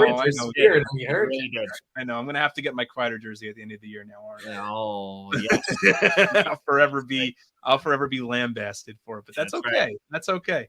But with respect to Kreider, it's I thought Steve Valiquette said it perfect the other night that this isn't just Chris Kreider who's standing up in front of the net and cleaning out the garbage and cleaning up the garbage. Excuse me. I mean, half of his goals this year, or a little less than half, have come off of rebounds, and I think that's just a testament to the way he's been performing all year. I really don't know where this team would be this year without Artemi Panarin, and I'm not saying that from a goal scoring ability. I'm talking about that from a standpoint of what he's done that hasn't been on the stat sheet, how important he's been to the penalty kill, how important he's been with distributing the puck. Much more unselfish, which is, obviously the Rangers fans want to see him shoot more, and myself included. But he's just been everything and more, even compared to last year with all the goals that he racked up. Just they're rolling 4 lines right now. It's crazy. I mean, this wasn't even foreseeable after last year. But I'll kind of turn the stage here over to Mike now. But it's pretty impressive and incredible to watch. And also Kevin Rooney. I did say Kevin Rooney. I know, but listen, that's $6 million for Barclay Goodrow, looking better and better every day. Well, we'll see how it all happens, and when Lafreniere needs to be paid and everything along those lines. And the way Capo Caco's going now, he might need a little bit of payday too. We live in a salary cap world, ladies and gentlemen. We'll see. Enjoy the Joey can't wait to get their calculator out. We'll see the 100+ points, because for the Rangers, math is going to be coming fairly quickly. They better hope that dead cap money comes off really quick, because I think they got another $3 million next year, and that does come off. But again, we're no longer in the flat cap. It's moved up a grand total of $1 million, so that's going to do a whole bunch. Mike Szabo, go ahead. Yeah, I mean that will be a problem for a rainy day later on after the season. But I mean, Adam Fox and Adam Fox add $9 million to the cap. Go on. Yeah, but that's going to be a day. That's going to be a conversation for after the season. I mean, now, just to reiterate what Ian was going on, I mean, it's been just a fantastic season for the Rangers. What you probably expected, the best case scenario, was for them to be right around where Pittsburgh and Washington were fighting for the playoffs. Like that's along the lines of Washington, yeah. That's sort of where we thought like the best case scenario for this Rangers team was going to be at the start of the season, and yet we've seen, I mean, Chris Kreider going off like this, Panarin really being a great distributor. I mean, see almost up to 70 assists now. The Zibanejad really playing great. Now the depth with the trades, they really have some depth now. They've gotten contributions all over the place all year. Gaudreau has also chipped in. For whatever reason, whenever the games are on TNT, Ryan Reeves plays like an all-star. But you get that true. going. Very true. So they just had they've had little stories in and around this great season that they've really had a bunch of guys really contribute, play really, really well. It's been so impressive to watch. The fact that they're getting home ice is also great. And I don't know, some people you can definitely lock that in. Yeah, it's pretty much right there. I think they have a 9-point gap on 8-point gap or something like that on Pittsburgh right now. So Penguins, yeah. they'll probably it's almost likely they'll have home ice at the moment, which is just absolutely incredible. Game 1, you're gonna hear the music in the Garden, and right away back to the playoffs, the first real playoffs in 5 years. And the interesting part about just to make it shift to a different point than what Ian was saying, the Rangers did all of this in the last couple of years very different than what a lot of sports teams do, and especially in this town that has such high expectations. The media are like vultures on you. The fans are always on you. There's high expectations in this city, in this big sports city. And they did something different, and that was that rebuild letter in 2018. And that it was much different. Imagine how in other sports or on other teams in this city, how that would be received at times. But it was The a Knicks. moment of clarity. It was Happened there it too. was like, all right, the for the fans, it was like, all right, the ownership sees what's going on, but there's a plan in place. And just like Chris Kreider said, it was a buy-in from the beginning, and now you're finally seeing the fruits of it. And now they're going to be going back to the playoffs. The Gerard Gallant, how he's transformed this team right away in year one. I think we all expected him to be a good coach, but the fact that they're this good this quickly this year is just absolutely impressive to watch. So, and listen, it hurts me to see the Rangers this good. But what I will say though is that Jeff Gorton gets a ton of credit, regardless of what folks may say. Yeah, Chris Drury is a great general manager in year number one. This is not a flash in the pan. We know exactly what Drury's capable of, both as a captain, as a player. He was a great captain for the Rangers, donning number 23 for a while. We knew that. But the whole thing though is what the Rangers were able to do. They did not make these home run moves. They made these triples into the right field gap that they're looking like they're paying off, and they didn't have to mortgage a ridiculous amount of their future to really be in playoff contention. You look now, they have a conditional first round pick to Winnipeg that again, it's all conditional on the playoffs, that they could be losing that. But again, you're not losing that much. You still have a first round pick, 23-24. You lost the second and third round pick. You still have a conditional second, but still the big thing the next couple of years of those first round picks that you can still dangle with when you lose that $3.4 million off of the dead cap. And I know, Mike, we said that we're going to talk about this all the time, but the thing that concerns me with the Rangers though is trying to get past this freakishly good Florida team that, again, we don't know if they're a flash in the pan, but the one thing that they have that the Rangers don't have is a little bit of that locker room experience that they do have, that we can say. They got Joe Thornton. They've got Claude Giroux. They've got guys who've been to the playoffs. And I'm not saying that Artemi Panarin isn't first off a Stanley Cup winner. We know that. Barclay Goodrow has won the last back-to-back years. But again, now I want to throw it to the both of you. And I want to ask you guys unbiasedly, can this team get past Carolina and or Florida? Can it happen? Well, I don't know how the playoff bracket, how it would wind up if they advance the first series. Who would they be playing? If they get Pittsburgh, Mike, they'll play Carolina. They'll play Carolina, the winner right now of Carolina and Boston. So Carolina and Boston. Yeah, that's true. Yeah, sorry. I don't want to sound too biased with this because listen, either way, I'll preface this whole thing with this. The playoffs are going to be tough, no matter who you play, first round or beyond. God forbid, it's going to be tough. But I'm looking at matchup wise and how the teams can match up. I feel confident with just about every team they match up with, except for Carolina. Carolina scares the hell out of me if I'm a Rangers fan. Matchup wise, they just neutralize the way Carolina is schemed, and especially that defensive scheme, just neutralizes everything that the Rangers do well. And listen, at times the Rangers have gotten a win. We saw that Georgiev stood on his head that time a couple months ago in that really great game. They could hang with them, but Carolina is just a really tough matchup for them.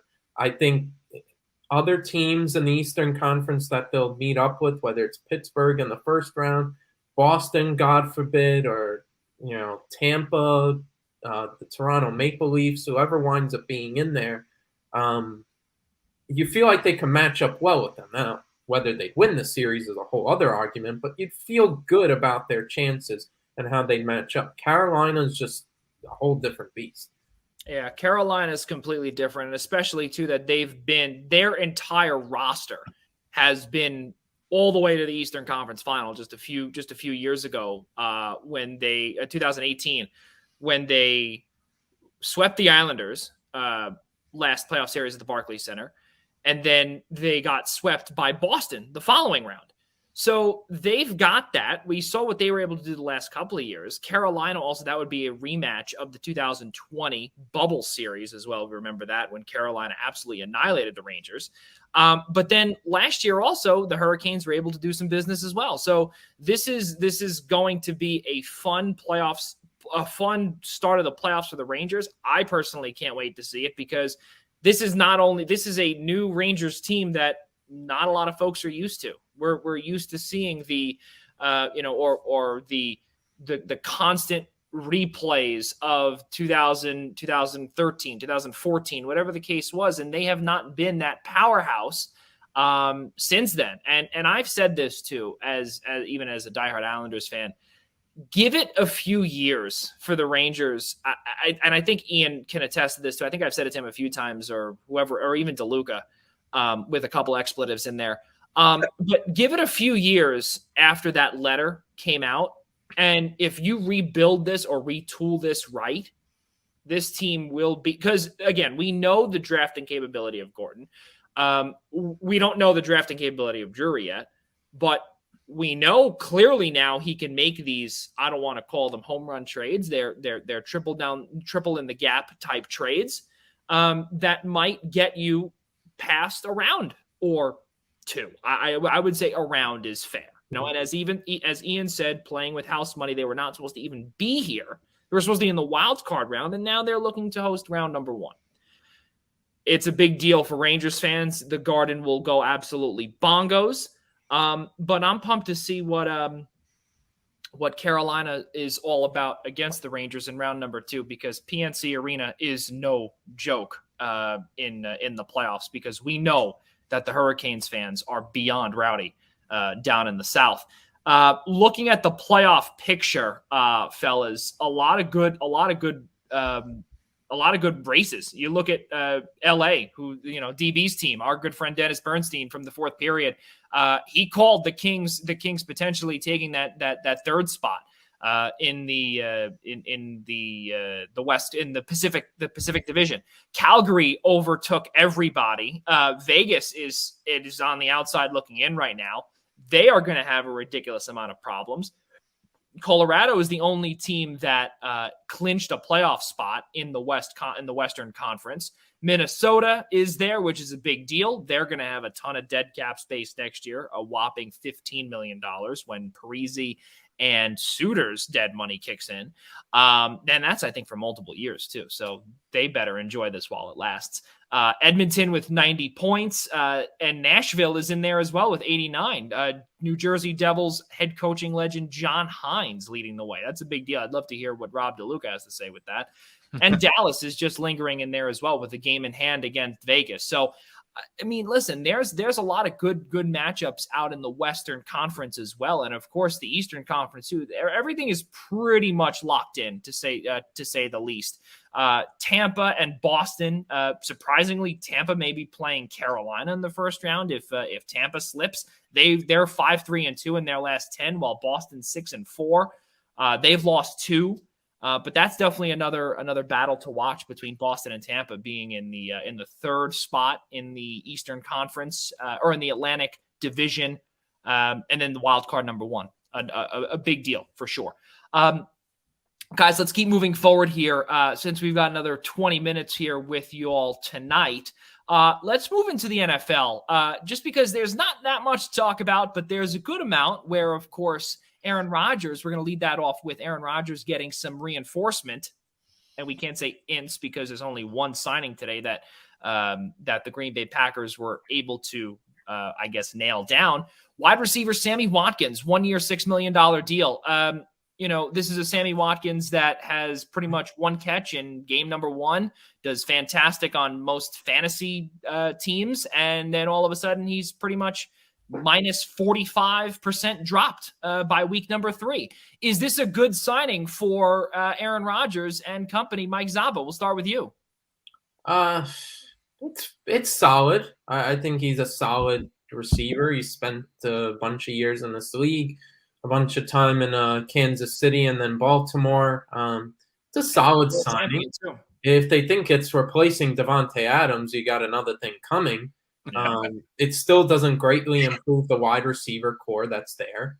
There's still a gaping hole that needs to be made. Even if you don't fill it with one person, you fill it in the aggregate, they still need something else there, whether they draft somebody, whether it's going out and trying to call Seattle for a DK Metcalf or something like that. It's solid. I don't think it moves the needle much. Yeah, I mean, it's, again, something that is much needed. Is it a desperation move, Ian? I don't think it's a desperation move. I mean, you lost a generational talent. I mean, you traded away a generational talent. Let's not deny that. Okay, let's not take away from the fact to even try to compare Devontae Adams and put him in the same conversation as to say it's a reach or to sign Sammy Watkins. I mean, he's a good possession receiver, and he's good at the goal line. That's something that with the loss of Devontae Adams, the Packers need. Alan Lazard, Randall Cobb. I mean, obviously there's plenty of tread on both of Watkins and Cobb's careers, but I think if you're looking for a guy that you could target in the end zone, Watkins will be a nice complementary piece for Rodgers. Rodgers always seems in very much the same fashion as Tom Brady, always seems to get his receivers to play like they're Hall of Famers, and even when they're at the tail end of their careers. But I think this is more just a piece to add in there that at least that they could throw the ball to, that they know can come down with it, around the goal line, and he's a good possession receiver. Other than that, there's definitely going to be some concerns there in the receiving course of Green Bay. I don't know if maybe a draft night trade is in the works, maybe for a DK Metcalf, like Mike said, but it's a decent move. I think I don't know if it, like Mike said, I don't know if it pushes the needle one way or the other, but I think at least it helps them in the interim to at least get somebody in there that has experience in the room and can definitely get the ball in the end zone for them. Well, you said they lost, they lost a generational talent, but they also lost their number 2 in Marquez Valdez-Scantling to the Kansas City Chiefs when they replaced him, when they replaced Tyreek Hill with him. So, now there's going to be a lot of folks that are in need of a wide receiver. Obviously, still Kansas City looking for one, not desperate since they kind of replaced a few, but Green Bay still out there looking for some wide receiver help. You saw the Patriots made that trade for Devontae Parker once Tyreek Hill was traded from Kansas City to Miami. So that's definitely another team that is off of that, I guess off of the chart that needs some wide receiver help. Guys, even though that Odell Beckham Jr. is pretty much a sure thing to stay in Los Angeles, do you see the Green Bay Packers maybe going in there with a flyer, 2-year deal, maybe exceed the money that Los Angeles doesn't have? Could you see maybe Green Bay going that direction for Aaron Rodgers? I don't know about that, Joey. I think it's somebody that's got to fit in well, it's hard to say this because of all the drama that's been going on in Green Bay, but the key is to keep Rodgers happy. Yeah. I don't know if Odell fits that culture of what of the culture that is Green Bay. I mean, he obviously fits Sean McVay's culture, which is high energy and I really don't care what you do off the field. I'm not so sure with LaFleur and company if it's the same way, but I think I'm not so sure. Even it's hard to say, Joey. It really is. I don't think it would be I don't think it would be the worst idea in the world for them to put a flyer type of 2-year deal out there on him, but I also think that's a move that Aaron Rodgers would steer clear from. Mike? It's tough because especially he wouldn't be available right away. You probably get him back, week 4 or 5, maybe beyond or in the season. That's true too. So you wouldn't get him right away.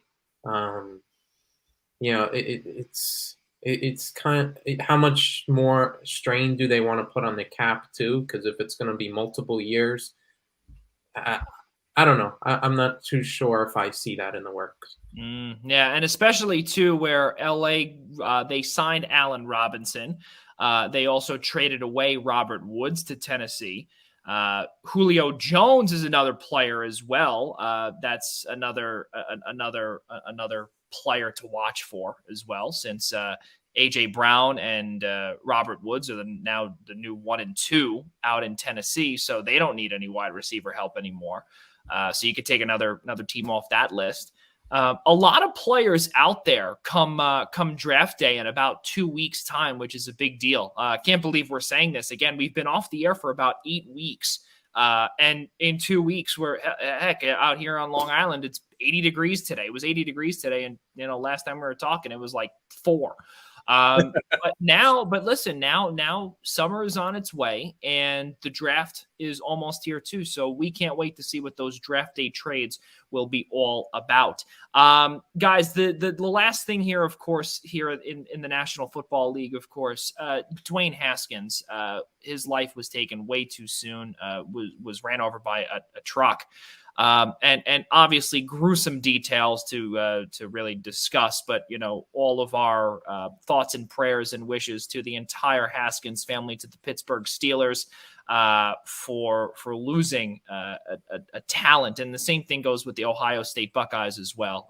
Ryan Day started off his first press conference of the 2022-23 academic year, if you will, or the offseason workouts for NCAA football by talking about the legacy that Dwayne Haskins left behind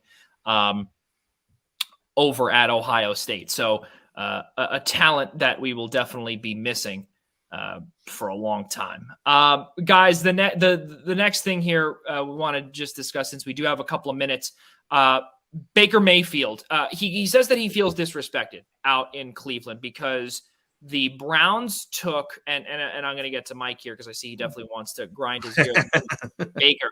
But Baker Mayfield says he feels a little bit, quote unquote, disrespected. There's some chatter that Seattle remains an option, but is that possible with Drew Lock being not named the starter, the de facto starter, but the quote unquote starter? But Geno Smith, who just signed, New York Giants legend, Geno Smith, mind you. New York Jets legend. I'm taking no credit whatsoever. Oh, you are taking it, buddy. You are taking that. New York Giants legend. We didn't trade up to draft him. Listen, let me tell you something. Let me tell you something. New York Giants legend head coach Ben McAdoo started Geno Smith in place. I know. Okay, all right. So he is now a legend. Yeah. But with that being said, of course, with Geno now signing a 1-year, $7 million deal with a ton of incentives, now there's some talk with him potentially making the move into the starter role to become the next Seattle Seahawks legend. All joking aside, though, where does Baker go to? Where does him and his team go to potentially start, Mike? I'm surprised the move hasn't been made already, given we're almost 2 weeks out from the big Deshaun Watson trade. Yeah. I'm surprised that hasn't already happened, because I think both sides know he has no future in Cleveland. Yep. And I think a team would be willing to bring him in, at least for quarterback competition. Just give up a third-round pick, a fourth-round pick for. The Browns are not going to add. They're going to be asking for a lot more than a third or fourth. Yeah, well, they're not going to get that's actually tough, Joey, because I understand it's a quarterback we're talking about who obviously has showed promise, but they already have a starting quarterback at this point. Well, actually, technically not probably for the first 6 weeks. So actually, that's kind of interesting to put third-round pick out there. That is pretty interesting. But in the end, it's very possible he could be a backup quarterback by the second half of the year. So I don't know if the value ultimately will be that high. Yeah, maybe it winds up to be fifth. I would say maybe a fourth or a fifth, then like a second or a third, because at that point you're asking to take on a backup quarterback. I mean, maybe there's a team out there that'd be willing to sacrifice a higher pick for Baker's potential, but I'm not so sure that they'd even entertain it with the fact that now the Browns have their starter. Yeah. But to address his comments, I mean, I honestly think, disrespected. I mean, really, he's earned nothing, really. I get he had 1 year where, looked like, oh, he's going to be the future. The Browns, made the charge to the playoffs and all that sort of stuff. But the problem is it's when they're in they're in the AFC North, the division that they're in, and the conference that they're in, you need an elite quarterback. And is Baker really going to be that elite? And the answer is probably no. And listen, last year you could chalk it up to him not being fully healthy. That shoulder as well, not fully healthy, but it was an absolutely mediocre year.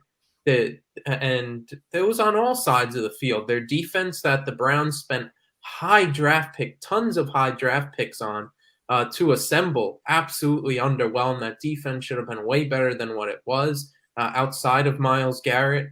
But Baker, of course, really took a step back. And I think it's just better for both sides, Deshaun Watson or not, to really, move on and for Baker to get a fresh start. He needs to go somewhere where he'll get some good competition.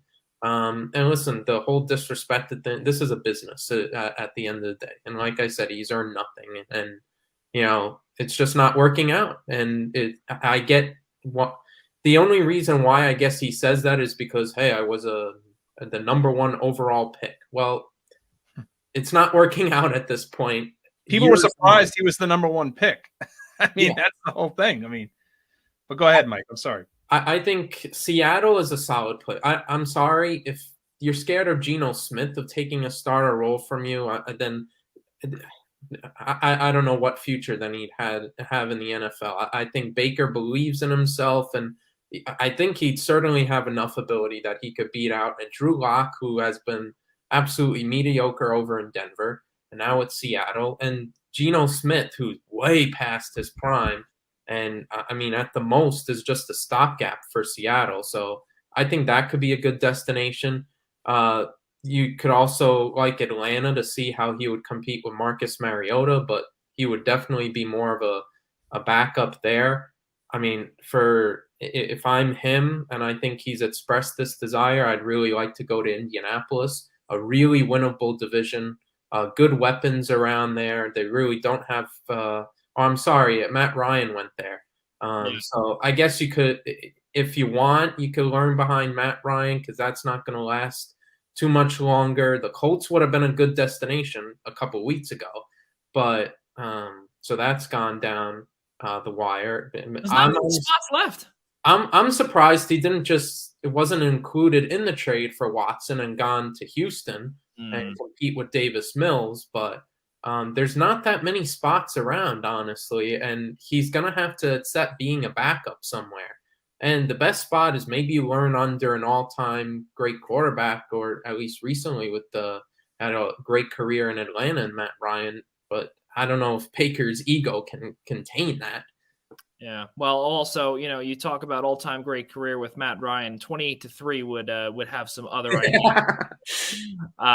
Would come up. It's tough to see what Matt Ryan was just so close to winning that Super Bowl 51, and Tom Brady had other ideas there against Atlanta.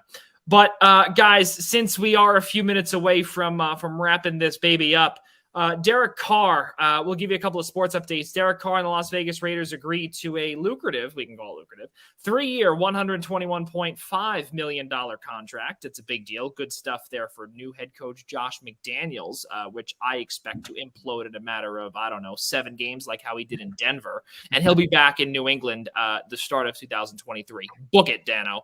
That's exactly what's going to happen. And then you look now at the NCAA and you get a chance to see Armando Bacot, the big time forward for UNC, for the Tar Heels, and for Hubert Davis.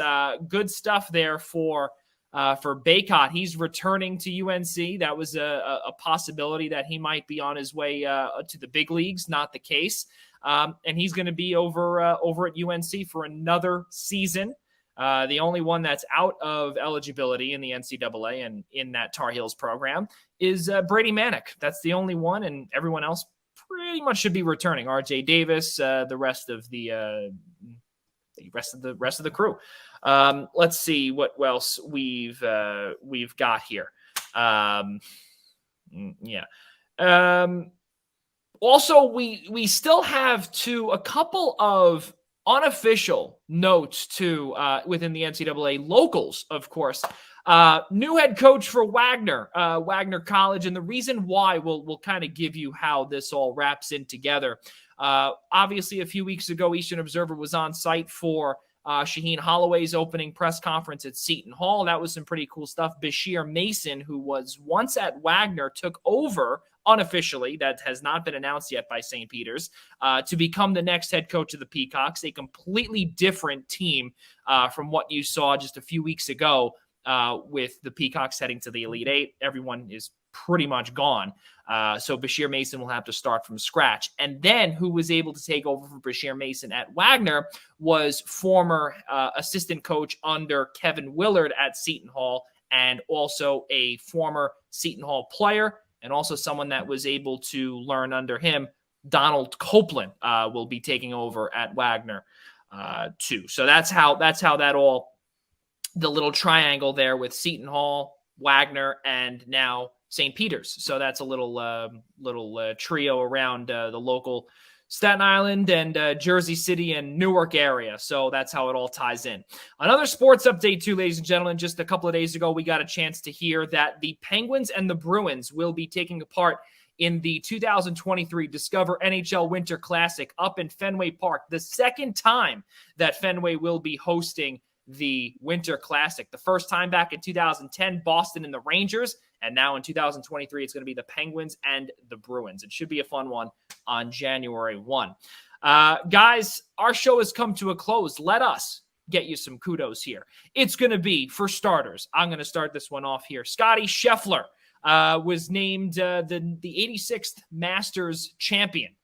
He was awarded the infamous green jacket, and of course we got a chance to see what Scotty Scheffler was able to do on the 18th hole. He had a 5-stroke lead against Cam Smith at one point, and then Rory McIlroy had an 8-under par day on the final day of the Masters of the final round. What a day he had, but it was simply not enough to go against Scotty Scheffler. Something else too, which was really remarkable, he had 5 PGA Tour wins in 55 days, and he's already the world's number 1. Big time deal. This golfer will be something special. So congratulations to Scheffler. He had a tough hole number 18, or better known as Holly, on the Augusta National stage. And that's my kudos for the week. Let's go to Ian Schraier for his kudos. Sure. So I actually have 2 kudos. I didn't add the second one in the prompt, but I'll do that one real quick. My first kudos goes out to Albert Pujols, who's now going to conclude his playing career with after signing a 1-year deal with the team that he will be enshrined into Cooperstown, the Hall of Fame with the St. Louis Cardinals. So it's great to see him go home. My other kudos goes out to, as I had mentioned earlier in the show, will go to Chris Drury, general manager of the New York Rangers. Was tortured all offseason for not re-signing Pavel Buchnevich and trading him to the Blues, where just about every fan thought he got fleeced, and still probably did. But to find a way for the Rangers to tread water, albeit with very few of his, I wouldn't say his players, because obviously Gordon was the GM, he was the assistant GM at the time, but to hire the right head coach, to bring in the right role players that he did with Sammy Blaze and Barclay Goodrow and Ryan Reeves, and just bringing in these role players and these guys that know what it takes to win. These gritty players, everybody. I remember at the start of the season this year that all the talk was Rangers losses 1, grit 0, and how the Rangers were going to dedicate it all to beating the Islanders and being this gritty, take nothing, from your opponent type team, and not being afraid to throw the gloves down. And it's shown a lot this year, but also the Rangers have scored a lot and have gotten outstanding goaltending. So yeah, my credit goes out to Chris Drury as well for an outstanding trade deadline as well. As we had alluded to earlier with Frank Vetrano, Andrew Kopp, Justin Braun, they've all played huge roles for this team as they head towards the playoffs. Mike Szabo, your kudos as we end this one off. Shift off. I'll give my congratulations to the U.S. men's national team in soccer, qualifying for the World Cup just a couple of weeks ago. The redemption tour is complete. The stain of missing out in 2018 is gone. We're finally back, and they'll be in the World Cup later on in the year in late November. As much as the coaching staff and Greg Berhalter over there have rightly so a lot of times been criticized, give them credit. They steered through the qualifying campaign. Should have been a little less stressful than it was, but nonetheless, they've qualified, they've made it in, and onward and upward. Can't wait to see what they do in the World Cup. Well, should be tons of fun to see what happens in the World Cup 2022 Qatar, late November. Should be good. Ladies and gentlemen, we are officially expected to be in, or rather on the air for the summer. Let's give you some of the dates that folks should be writing down. Mondays, June 6th, starting on June 6th at 7 p.m. Me, Ian Schraier, Mike Zabo. We will be getting you ready to go for everything that goes on in the hot months here in the Northeast. Monday, June 6th, all the way to the week before Labor Day, right here on the Eastern Observer. The Primetime Rundown will move from Friday nights over to Monday nights. Ladies and gentlemen, one final time here on the Eastern Observer, as well, the Blackjack Media Group, Ian Schraier, and our newest host, Mike Zabo. I'm Joey Jarzynka. For all of us here at the Eastern Observer and the Primetime Rundown and Blackjack Media Group, we will all see you next week for a 7:30 start.